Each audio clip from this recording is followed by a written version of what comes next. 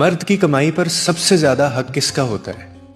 एक आलिम दीन के पास एक शख्स जाता है और वो ये सवाल पूछता है और वो आगे से इतना खूबसूरत अंदाज में मिसाल देकर वो आगे से जवाब देते हैं, वो मैं आपके साथ अभी शेयर करता हूँ।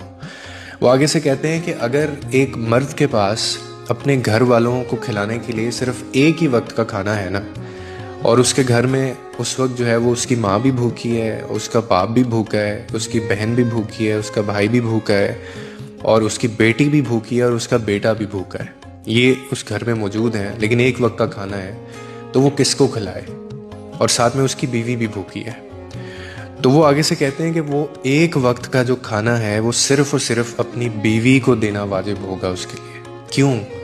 क्योंकि उस खाने के ऊपर सब लोगों की निस्बत जो है वो बीवी का हक ज़्यादा है।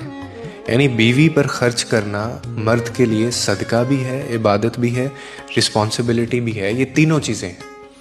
क्यों? अब मैं आपको रीज़न बताता हूँ। क्योंकि ये वो रिश्ता है, मैंने आगे भी कहा है, जो खून नहीं है आपका, लेकिन वफा इसमें देखें कितनी है।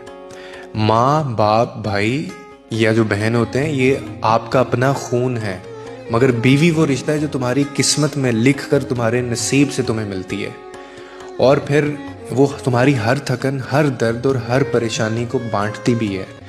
उसके दिल में तुम्हारे लिए दुआ भी होती है, तुम्हारी राह में कुर्बानी भी होती है। और फिर अल्लाह ने इसी रिश्ते के बारे में ये फरमाया है कि औरतें तुम्हारे लिए लिबास हैं और तुम उनके लिए लिबास हो। यानी आप अगर इसको थोड़ा सा समझें कि एक दूसरे का सहारा भी, इज्जत भी और पर्दा भी। इसीलिए बीवी पर खर्च करना वो महज एक फ़र्ज़ नहीं है, बल्कि वो मोहब्बत का इजहार भी है और वो सदका भी है। बाकी आपके ब्लड रिलेशंस हैं।